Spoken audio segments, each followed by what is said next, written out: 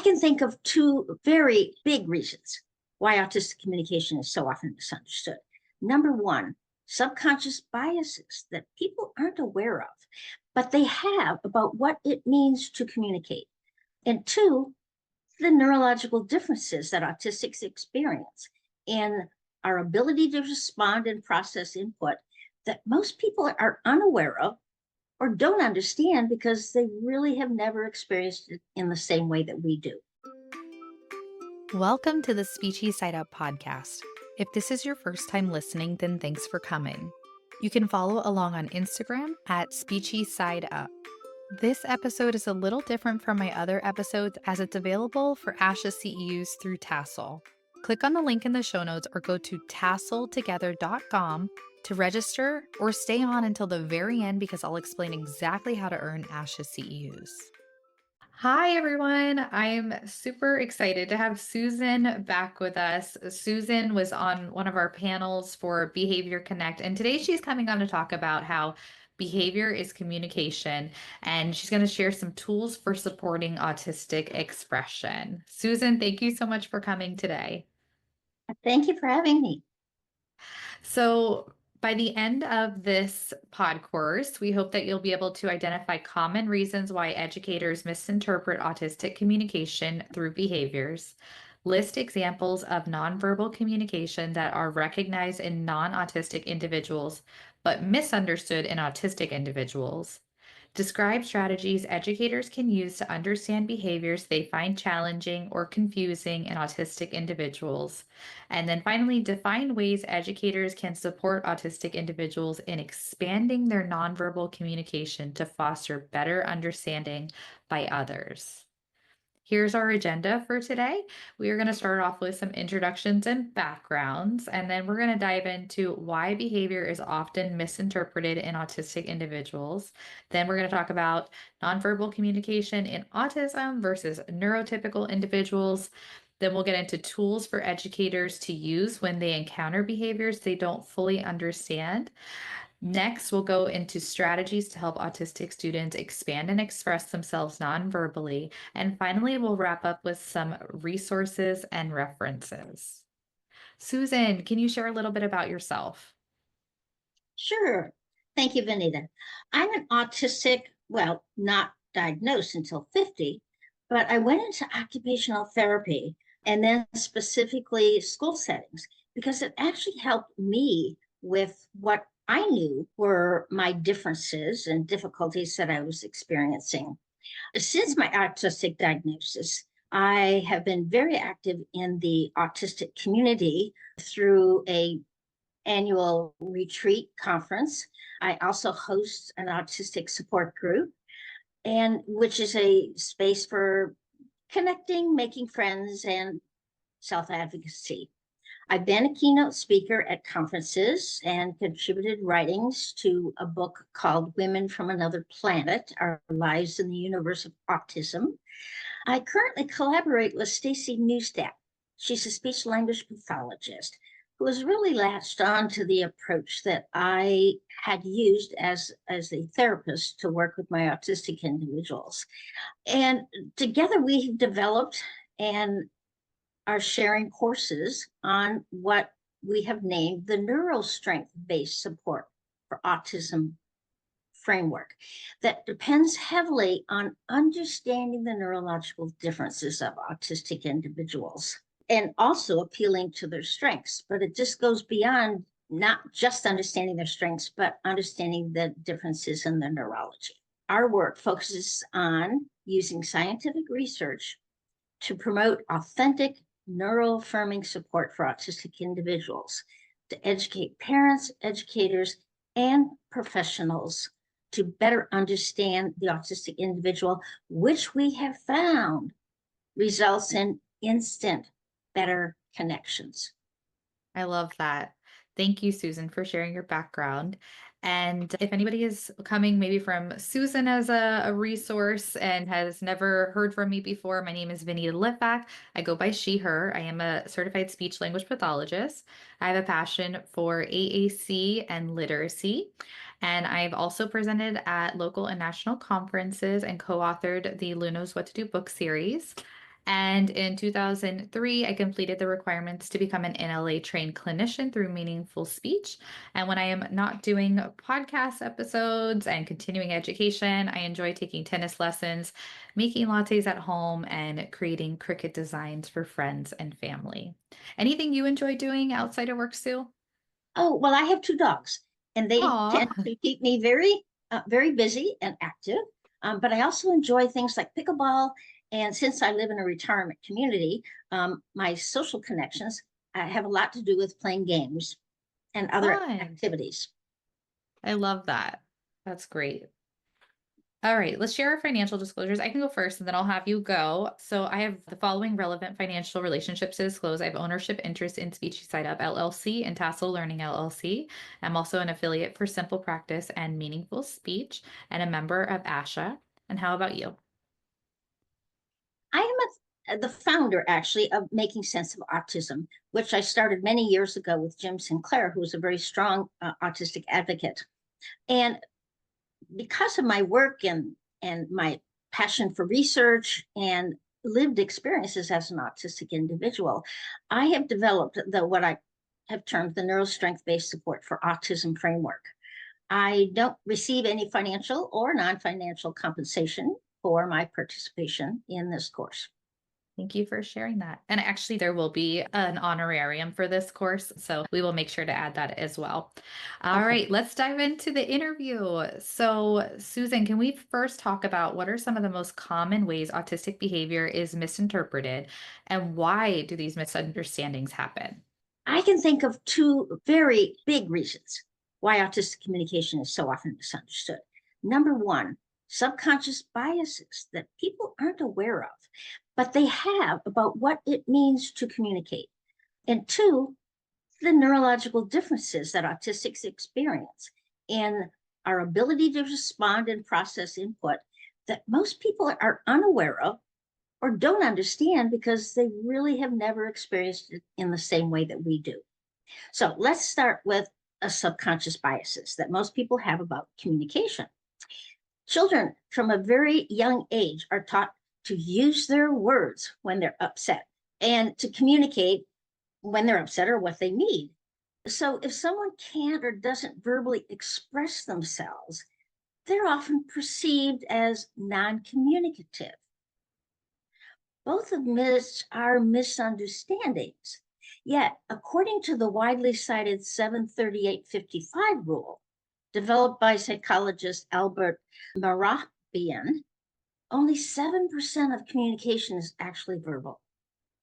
Approximately 93% of communication is nonverbal, with 38% being vocal cues, i.e. tone of voice, and 55% body language.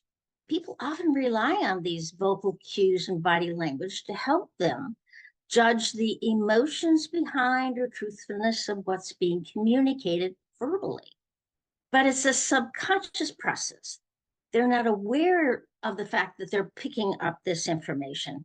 And so they think they're depending on what people are actually saying. Subconsciously, they tend to view other people's actions not as communication, but as how they're choosing to behave. It's as if our choices and our actions should be under our control. So therefore, we must be choosing to act that way. And behaviors socially are judged to be acceptable or non-acceptable based on cultural norms, but they're always expected to be under that person's ability to control. Thus, when an autistic child throws a book in frustration, people don't tend to stop and react to, oh, you're frustrated. It's they react to what they see, the action that they did. Oh, that's inappropriate. And now they're going to judge it and treat it as a behavior rather than as a form of communication. So let's look at why differences in the way the autistic brain processes information and is able to respond to input can cause people to misunderstand their nonverbal forms of communication.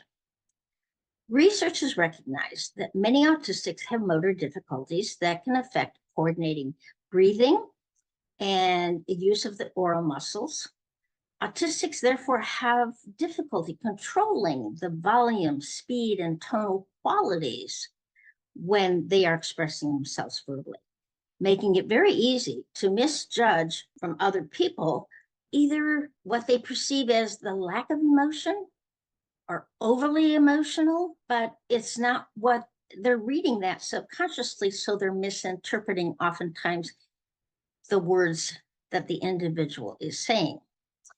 Same thing with facial expression. Either low or high muscle tone in the face and the body results in either little or exaggerated nonverbal gestures, expressions that are easily misunderstood. If the verbal language the autistic has learned are Gestalt language phrases that are linked to situations that other people don't recognize, what they're trying to communicate is not going to be stood at all, even though they are using words. So verbally artistic autistics, because of what research has noted are inconsistencies in making connections within the brain, can still struggle to retrieve the words they're trying to express. So they may come up with the wrong words, or they hesitate. Their ability to communicate what they want to say is misunderstood because they simply can't find the words to express what they want to say. These same inconsistencies in making connections with the brain can make initiating a response take seconds longer compared to the milliseconds it takes a non-autistic to interpret what's being asked of them and then come up with what they assume their communication partner is seeking from them. I had one client that from the time that I asked the question and I stopped, I had to wait 15 seconds before he would initiate a response. If I didn't wait that 15 seconds, I would assume he either didn't have a response, he didn't know what I said, all kinds of other assumptions that I might make, other than the fact that recognizing it's a processing delay. So if an autistic doesn't respond within the expected time, typically people will simply move on. Now the autistic has lost the ability to communicate because the opportunity is gone. So autistics often end up interrupting, talking over, or remaining silent when engaged in a social conversation, all of which are then misjudged as poor communication skills. So if these subconscious biases and expectations are interfering with other people viewing autistic actions, i.e. behaviors, as a way of communicating a need to support and accommodate their neurological differences. Thank you for sharing those differences and why, many autistic behaviors are misinterpreted. So, how does nonverbal communication differ between autistic and neurotypical individuals, and what should educators look for to better understand their students? Is that kind of what you just went over, or was there more that you wanted to add to Oh, that? no, I want to give Okay, concrete examples. I great, gave you perfect. sort of a background, but now I want to, and I think that those in your audience are going to be surprised when they hear how autistic and non-autistic behaviors are often perceived very differently and therefore responded to very differently. Let's give a common example, such as stimming. Well, despite the fact that typical people think they don't stim, they do. Stimming is defined as a non-purposeful repetitive action. Well, what about hair twirling, foot tapping, leg shaking, pen clicking, nail chewing? All of those are purposeless repetitive actions that you see in a typical individual who's nervous or anxious. They simply call it a nervous habit. And most people read it as, oh, that person's anxious. They're nervous. And they sort of overlook it. It's like, okay, I can relate to that. When an autistic stims, the movements are larger because autistics have very low muscle tone, so therefore very poor sensory feedback. So to feel their body, the movements are going to be bigger. And therefore, when you see hand flapping and rocking and twirling objects, etc., it's the same thing as a nervous habit that it's just that it's misinterpreted as distracting, not socially acceptable because it's not normal, not the way normal people exhibit anxiety. So the tendency is to stop them from exhibiting these behaviors and then teach them to express their anxiety in a more socially acceptable way. Another example, and I've seen this many times as an OT working in a classroom. A person that is sitting and simply looking at nothing in particular is often interpreted as daydreaming. Now, a daydreamer, the mind is actually thinking about something other than what's happening in the immediate environment. Their mind is simply somewhere else. But an autistic sitting and looking at nothing should be interpreted as being in a shutdown state.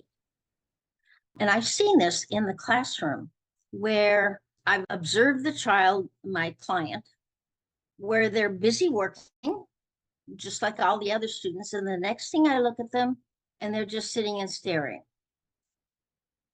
Knowing the neurological differences, I immediately recognized he's in a shutdown state, i.e., he's become overwhelmed with the input coming in, or because of the effort, he's exhausted, he's tired. And basically, he's taking a break, giving his brain a chance to rest. Of course, what happens is that during that time, he's missing out on the other input that's going in. So when the teacher comes up to him and, hey, you're not paying attention, now he has no idea what he missed. If the teacher realized that, oh, he's in a shutdown state, she would then, you know what you missed? Da, da, da, da, da, da. She would let him know that she missed it. But no, she interprets it as he's being inattentive and therefore treating it as a behavior, as opposed to the neurological difference in the way the autistic brain works. Wow. When you really think about it, it's a powerful thing to realize that misinterpretation makes a whole difference in how what's being communicated is missed and therefore not supported.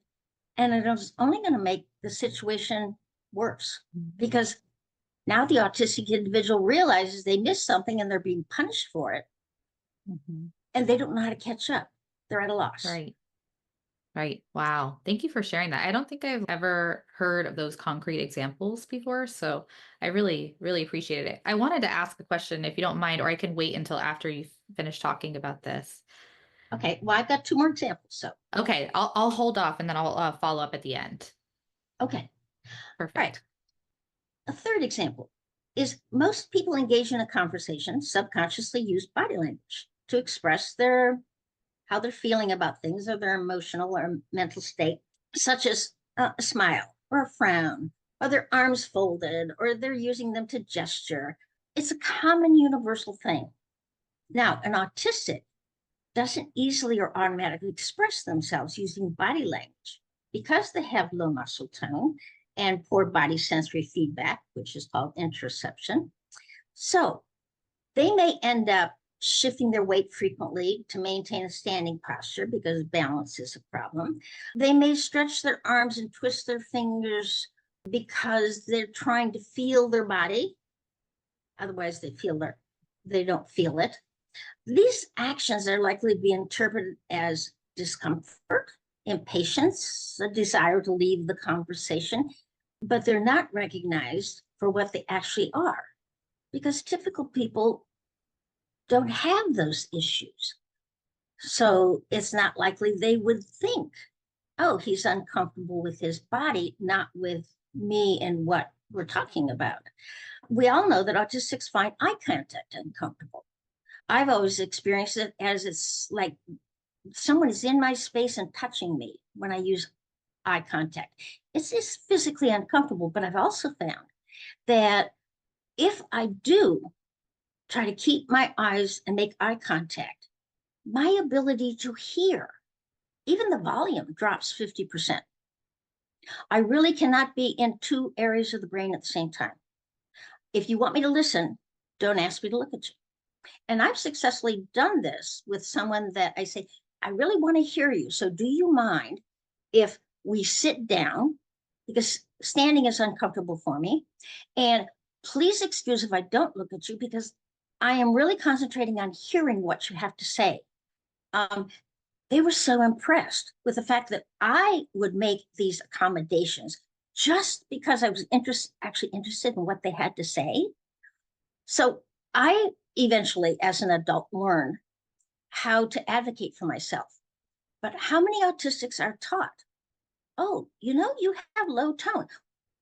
Oh, we know we're different. We just don't know how we're different. And no one teaches us about our own neurology and how it's different from other people. So that makes it difficult for us to come back and explain or advocate for ourselves because no one's explained to us what it means to be autistic. Then I have a last example, which is, for example, when an educator asks a question in class and the other children all raise their hand, that communicates to the teacher that they're eager to provide an answer. They think they know it. But when an autistic persistently raises their hand because they think they know it, but they can't wait for it to be called on, so they blurt it out.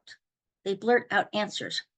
If they see, and I got in trouble with many a time, they see something that is either said wrong or done wrong or an error of some kind, because we have a strength in seeing details others may miss, we'll raise our hand to point out something that's an error that we see.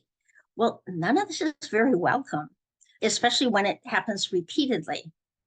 But it's kind of the same thing. We're eager to contribute to what we see, what we know, but we have executive function difficulties of maintaining a working memory. So if we don't say it at the time that we're thinking it, it's gone. Any other input will distract us from it, and now we can't retrieve what it is we were thinking. So that leads to us having to blurt things out. These are behaviors that are often corrected rather than understood as, like everyone else, we're eager to contribute. So what did you want to say? Wow. Thank you for those examples. I feel like it's really eye-opening for people to look at the differences with both populations. Going back to your original example about stimming, is stimming only related to like nervousness, or do we see it with like excitedness as well, or other emotions?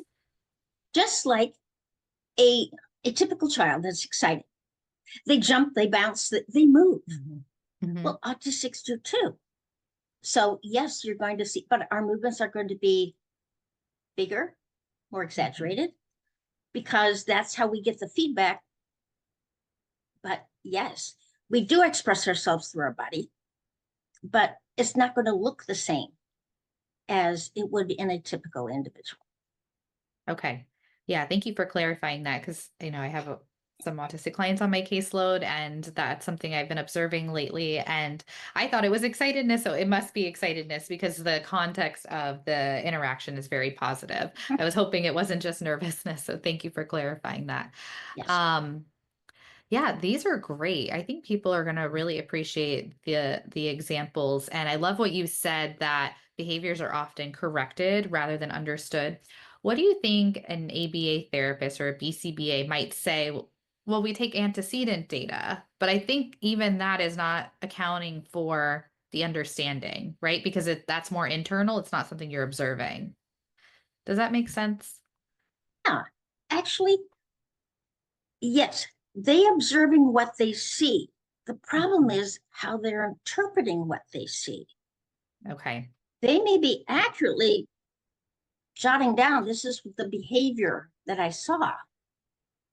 The problem is interpreting it as a chosen behavior as opposed to a form of communication, what they're expressing through their nonverbal actions. Because behavior is communication, but if you don't think of behavior as communication, you think of it as how I choose to respond to something, not as a form of communication, then you're going to misinterpret it. Got it. That makes sense. Thank you for clarifying that. All right, so let's talk about some practical tools or strategies educators can use when they come across behaviors they don't fully understand in autistic students. Okay, the first thing that you have to think of is when you see a behavior that you don't understand, or you certainly don't expect, is to not assume that this is a chosen, socially driven behavior. And there's a big difference between a neurologically driven behavior and a socially driven behavior. A child who is choosing to misbehave will always give contact. Well, they will look for a response from you, even if it's just a peek, but they're going to quickly look to see how you're reacting to their behavior. Are you reacting in the way they want you to? Maybe they then have to choose to change their behavior based on how you react. But a socially driven behavior, this is how they choose to act, eye contact, using their eyes to check. Whereas a neurologically driven behavior is one that emanates from within. And the need comes from within. I.e., I am so frustrated. And you will see the autistic child sit there with their eyes closed and just screaming. They don't have their eyes open. They're not looking to see how their behavior is affecting you. It's internally driven, if that makes any sense. And that's the biggest clue you can have as to whether this is coming from an internal need or expression of that they're communicating versus a social behavior. So once you've determined that what you're seeing is a neurologically driven behavior, educators have two choices to help them understand what need is driving this behavior. They can use a guessing and problem solving approach, i.e., I see this, that you just did this. I'm not sure what it means. Are you trying to tell me you're this? You're trying to tell me you're that? That's called all the guessing. You can also put it in, all right, we have a problem because you did this and I don't understand what you're trying to tell me. So we have a problem. Can we work together to find a solution to the problem? Both have worked really effectively. Number one, autistics, well, we consider ourselves very good problem solvers, although not necessarily traditional problem solving, very creative problem solving. But that approach puts down our defenses, helps us realize I'm being listened to. And they're offering to help me, not punish me, but help me. So that makes a big difference in terms of how the autistic is going to respond to how you respond to what you perceive as a behavior. Now, the best way for an educator to respond, as I said, is to tell the individual what they saw them do and express that they don't understand what they're trying to say, and let's see if we can come up with a solution. If there isn't time at the moment that it happens to deal with this dialogue, the educator may simply suggest to the individual that they take a break to a very low stimulus environment if they need to self-regulate and or think about how they might solve the problem, and then pick a time when it is convenient for the educator. Obviously, the educator cannot stop and deal with the behavior with a classroom full of other kids. So that's my suggestion but what they've done though is they've also then given the autistic individual a time to process and think about what it is they were trying to express at that time, because the teacher has opened the door. Instead of punishing it as a behavior, which shuts down communication, she's opened the door to communication and given the autistic time to reflect and perhaps retrieve the words they would need to explain what the underlying need is that they're experiencing in that time. Oftentimes, because autistic individuals do not need concrete, literal communication to understand what's being said, open-ended questions will never work. I suggest a yes or no questions, i.e., do you think you might be trying to express this? Yes or no. And then when you offer them to problem solve, offering suggestions, do you think if you tried this, it might work? Yes or no. Again, you're giving them control and the option to make a choice. You're putting them in a situation of, yes, they may not be able to think of those options for problem solving, but when they recognize something that, yeah, I think I could do it that way, they're going to be able to identify what they think is going to work. And of course, if they think it's going to work, they're going to make it work. So that's what I call the questioning problem solving approach that I strongly recommend educators do when they don't understand a behavior and what it means and what they need. That's great. Do you have that written anywhere that people can refer to? I did write out everything I'm presenting. I'm just not necessarily reading everything that I've written. But yes, Yeah. I can certainly send you the written response to those questions. Or if you like sell it anywhere or decide to, we can put a link to it. I think that that would be really valuable for people. I mean, people can certainly take notes while listening to this, but I think that's a wonderful framework that you mentioned. I have a question about the open-ended questions not working. Can you go back to that and explain why? I think I missed that part, but because I'm experiencing that with one of my clients right now. The teacher was wondering why open-ended questions weren't working in a circle time setting. And I know this is slightly different because like this client isn't exhibiting, behaviors. It's just not like the client's not really able to answer open-ended questions all the time. So we were trying different things like giving choices or using close-ended phrases, but we found that yes, no worked better as a follow-up if the client didn't originally answer like the open-ended. So I'm just curious why. It comes down to when I was doing research on what researchers over the past 2 decades have been doing to explore autistic differences. Okay, for the sake of they want to fix what's wrong, but nonetheless, I'm using it in terms of let's better use that information to better understand the autistic individual. Okay, so if making connections and shifting from one area of the brain to the other is slower and or inconsistent, then, and as you well know, if you're under stress, you have trouble retrieving words sometimes. You know it, but you just can't find the right word because you're feeling stressed.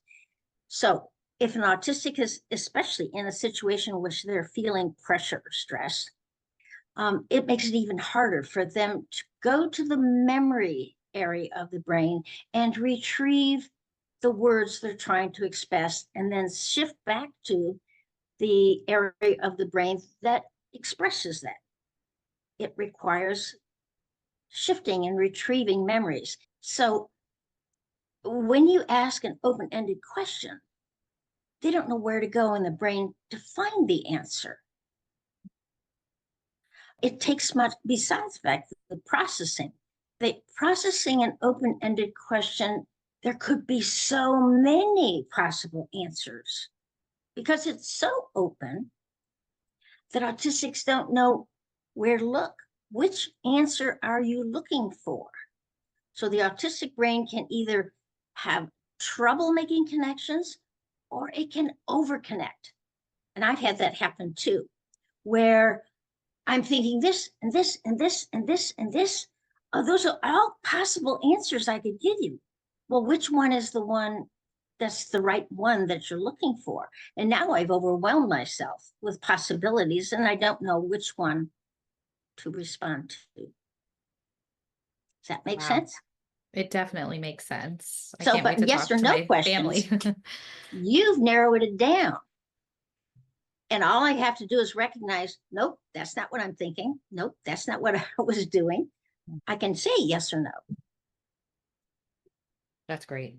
Yeah, because you're still like, you can still tell that they knew the answer, even if you have to like go to a yes, no. But I love that example and I can't wait to look at the research on that as well. It was something we were like hypothesizing, but I'm glad to hear there's like a lot of research out there There about is. how that's difficult. Thank you. All right, so let's talk about why, for autistic students who primarily communicate nonverbally, what are some effective ways to support and expand their ability to express themselves? All right. This is where I'm going to go back to the examples that I gave at the beginning. And once you understand the problem, coming up with possible solutions is a lot easier because you understand what you're doing. So, in example one, I mentioned about how stimming can be misunderstood as annoying or disruptive behavior rather than the expression of either anxiety or excitement, but they're expressing an emotion that people simply don't recognize as typical. So, if you know that autistic stimming is either an attempt to self-regulate, whether they're overexcited or they're overstressed, whatever the emotion is they're experiencing, the goal is to, okay, calm down and be able to express themselves, hopefully verbally. Then the obvious response when you see stimming is to acknowledge it. I see that you're stimming. Are you trying to tell me that you're feeling overwhelmed, anxious or afraid, excited, or maybe just fatigued from working so hard? All of which would lead to a need to self regulate. Then you would ask the question, do you need a break to get away from something that's overwhelming you? Do you need help to make a task easier or easier to understand? Do you need a chance to calm yourself so that you're now ready to go back to whatever it is you were doing?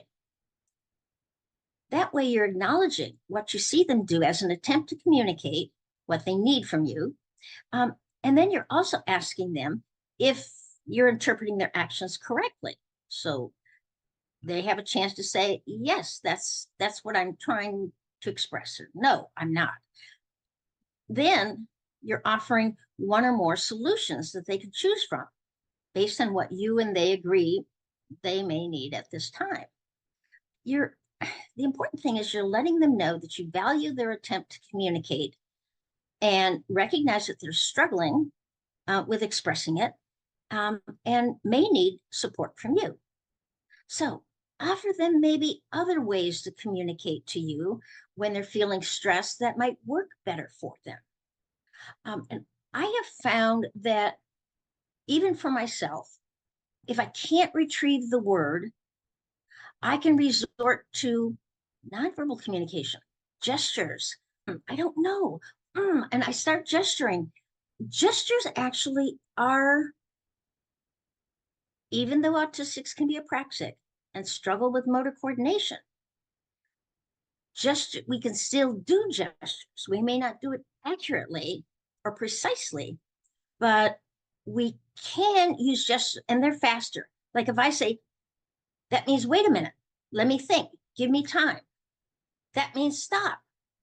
You're overwhelming me. These are common gestures that most people recognize. And if you would teach us that, for example, instead of stimming, I simply did this to you, that means stop. Whatever you're doing, you're overwhelming me. Or give me a minute to think. Give me more processing time. Those, I could probably come up with those gestures to communicate to you faster than words. And that might mean I don't end up stimming as a way of communicating, because stimming can mean multiple things, from excited to upset. So I have found, as one of the solutions for the next time you feel yourself needing to stim, perhaps you can use this form of communication to let me know what you need. In addition to finding out what they need at that situation, a next step is to plan for when it's going to happen again. What might be a better way to communicate what the need is? Since stimming can mean different things, as we know, it can be from anxiety to excitement. How do you know? And do you have to go through this guessing game every time? No, there are common gestures that can speak every bit as loud as words and even faster. And I have found teaching autistics to use them, even if it's an approximation, because they have motor control issues. They don't do it carefully. Using a gesture like this means, hold on, give me a second. Universally, people understand what that means. Let me think about that. It could be used to let you know that I'm kind of on overload. You're going too fast for me. Give me some time. If that's the reason I end up stimming, ideally, you want them to be able to be aware of, once they start stimming, why they're stimming. But the fact that you've talked about it now reinforces that in their memory brain, so that it'll take time, but I have found from my own experience, it takes a while, but I get closer and closer to recognizing what's happening before it happens over time. But you teach them a gesture. Obviously, this means stop. Putting your hand up, full hand up, says to anybody, stop. That's too much. If they feel they're excited, they just hugging themselves. Number one, it gives them deep pressure, helps them kind of calm down, but they're communicating. Yeah, I'm happy, but I don't know how to contain myself. Think about some of the common gestures that people use to express themselves that you might teach them as a way of communicating to you more quickly what they mean. And eventually that will replace stimming. But at least when they make aware of the fact they're stimming, and you can go through, are you so excited? Are you overwhelmed and need me to stop? Do you need me to just give you more time? You can use those gestures with them, and they will begin to mimic and use those gestures back. Those are great tips. So I appreciate you sharing that. One thing that I've heard in the past is people have said, and I can't remember like exactly where this reference from, but behavior is often referred to as communication, but what it really should be referred to as dysregulation. And so when you're suggesting that you can use some of these gestures to model for some of the stemming, does that then like interrupt their ability to regulate? Can you go into that a little bit more? When you are dysregulated, as you know yourself, when you're under high stress, it interferes with your ability to think.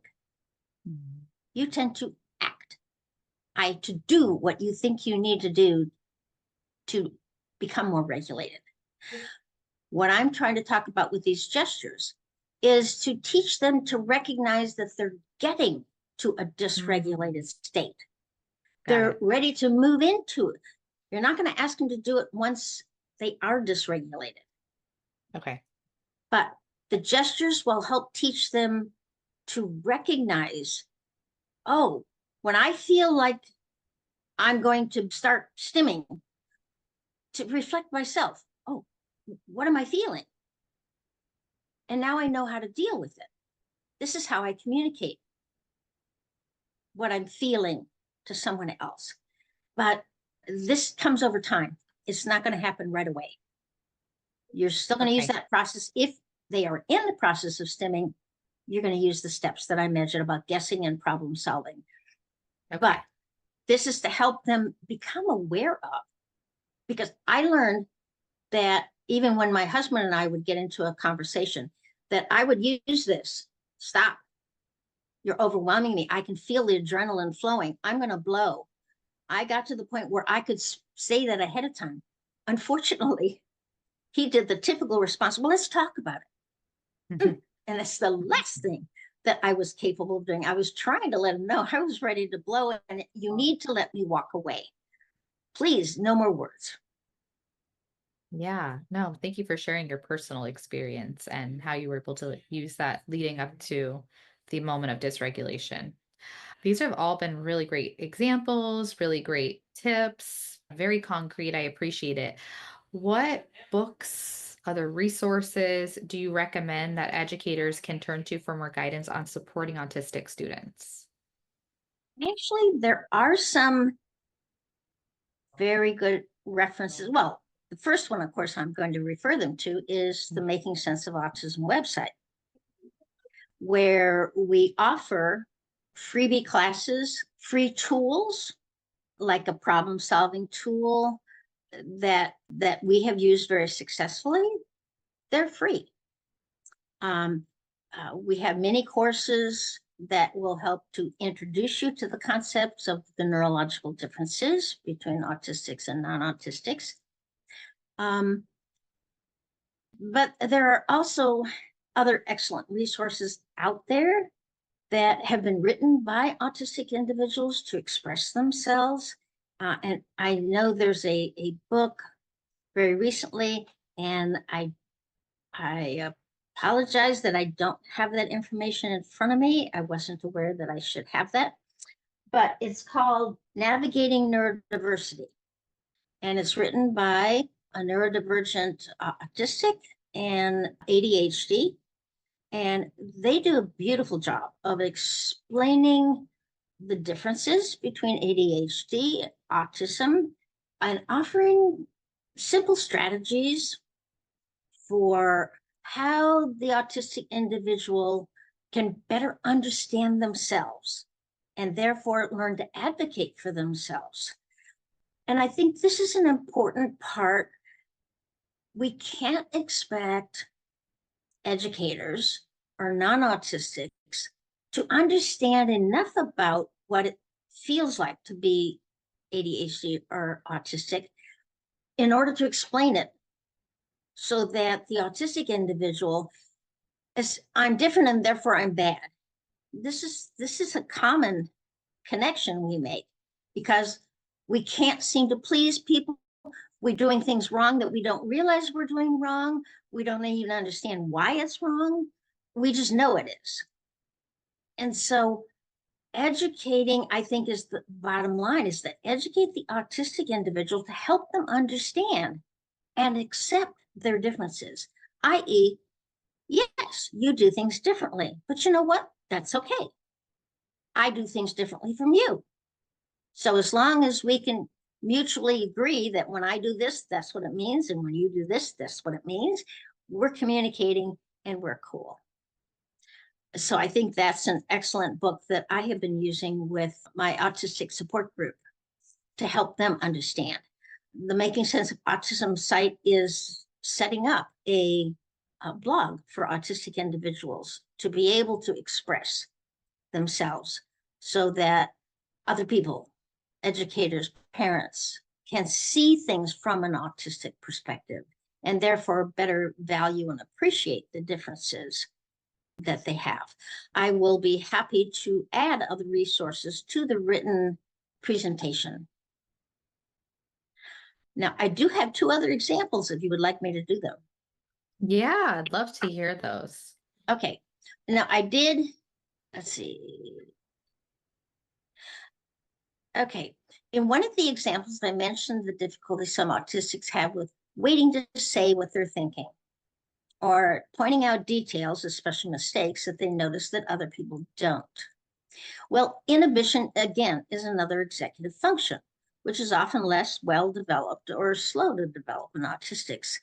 So by acknowledging that you see this eagerness on their part to contribute what they know before they forget what they're trying to say, that goes a long way to saying, okay, I recognize your intent is good, but some strategies that you might offer to support this need that they have might include, for example, letting the individual know that you're going to be calling on them or another person before you actually ask a question. This clues the autistic individual into, okay, you're the one that's going to be able to answer. So as soon as you know the answer, go ahead and say it, rather than letting all the children raise their hands and you selectively, and then the autistic can't wait and he blurts it out before the other has a chance. Identify the person that you're going to ask the question of before you ask the question. And this way, they're prepared to remain quiet until it's, quote, their turn. You might also prepare a multiple choice answer sheet to the topics that you're going to be discussing. Under this topic, you're going to have, there's 3 possible answers that, and which one do you think is correct? Okay, that leaves the autistic individual, they can check off. They don't have to remember what those words are, so they don't have to blurt them out before they forget them, because they're right there in front of them. So they can wait their turn. And if they're not called on, they can just check it and they can turn it into the teacher later and say, see, I did know answers. Or, oh, I got this one wrong. But that helps to compensate for the fact that they have a poor working memory, which is an executive function. And that recognizes it as not a fault, but as a difference. Mhm. So the autistic doesn't feel like that they've done something bad and they don't understand what they did. Yes, blurting out is bad, but I had one client that ADHD, and the one thing that worked for him was chewing gum. Now, chewing gum, as you know, the muscles in the jaw are some of your bigger muscles. Any input to the muscles and joints is always calming to the nervous system. So chewing gum does help him self-regulate. But of course, in a school setting, chewing gum is verboten. It's not permitted. And you get sent to the principal's office. So I went to the teacher with the student there and said, if you're willing to overlook the fact that he has gum in his mouth, and said to him, you have to make this work. So you cannot let anyone know that you have gum in your mouth. You have to be very careful how you chew it. Because if someone becomes aware, like a peer, that you have gum in your mouth, you're going to be held to the rule and you're going to be sent to the principal's office. Well, of course, he had to test it at least once. I have gum and you don't. And he got sent to the principal. And that after that, he kept it very quiet. But the difference, he wasn't constantly blurting things out, because when he had gum in his hand, he was sitting more quietly. I mean, it worked tremendously to help him stay focused in classroom. And therefore, the teacher was more than willing to overlook the fact that this was against the rules, but it worked very effectively. That's a great example. Let's say the school doesn't want to get past the gum chewing. What other tools can children use, like maybe who are ADHDers, to help like regulate their nervous system in order to like not blurt out or whatever it may be? I had this one student that when he would transfer to a regular ed class, for some reason, it was just a piece of foam that, the kind that you squeeze it and then it slowly comes back again. I mean, it wasn't anything. It was just a piece of foam, but it worked so well for him. He could squeeze it and then that just gradual release. He had that with him. And if he forgot it, he would send his aide back to get it. He was so dependent on it to help him stay regulated in the classroom. It just work for him. So it's a matter of finding what actually works for them. Now, another strategy that I've used as an OT in a push-in model where I went into the classroom to work with my client. I didn't pull them out. I wanted to see them in the environment in which they were struggling so I could identify the problems and find solutions for them. I asked the teacher if I could introduce a fiddle basket, as we called it, to the entire class. So this was simply a basket of things you could fiddle with. They were not visually distracting. They were mostly touch things, but things that simply felt good. They were good for self-regulation. And I introduced to the class that sometimes we are a little anxious or nervous, or we feel tense or upset, or we're feeling overwhelmed. You know, those feelings, these are tools that can help you get back on track, feel better. And I want everyone here to try every one of these things in here. And so some of you may find one works or none works. It doesn't matter. Every individual is different. And they did that. Everyone at first had to try everything, but then only the ones that really needed it and it worked for ended up using it. But there was no discrimination as far as, or bullying because, oh, you have to have this special device. You're different. It didn't make them feel different. So we introduced another classroom. I introduced pep me up and calm me down exercises. So if the teacher felt the classroom was becoming dysregulated, she would say, okay, let's take a 5-minute break and do some calming or pep me up, whatever it is you need, exercises. And after having been taught both options, the individuals could choose which of those exercises seemed to work for them. It was amazing. The teacher was so impressed that all she had to do was take a 5-minute break and her class was right back on track. Everyone there had a chance to pick what worked for them. I love that. Such a great idea. So hopefully anybody that's listening to this maybe can start implementing it in their classroom or suggest it to their education team. I appreciate that suggestion. Susan, this has been wonderful. I'm so glad that we had you back on. The panel discussion that we had for Behavior Connect had so many speakers on it, and you had so many poignant, answers. So I knew we had to have you back on to have a full conversation. And this truly did not disappoint.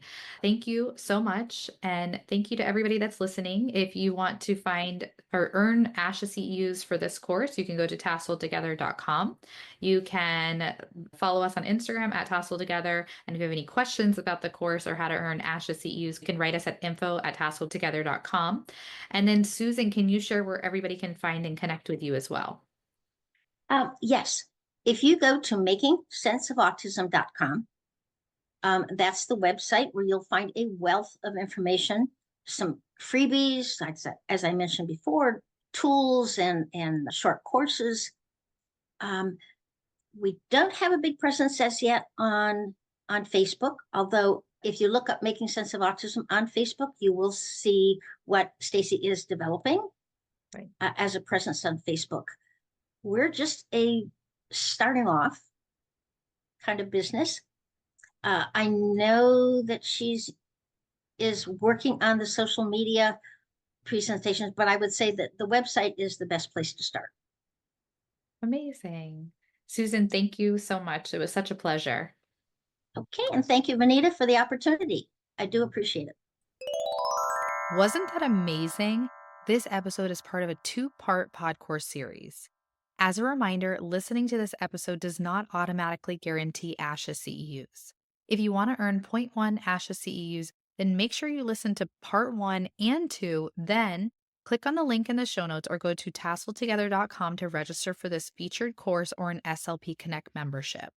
Pass a brief quiz and achieve an 80% or higher score. Finish the program evaluation and pass the quiz by the end date indicated on the course details page. Make sure you provided your ASHA information when you registered. and then Tassel will automatically report your course participation to ASHA. Thank you so much for listening. We hope you enjoyed this Podcourse sponsored by Tassel.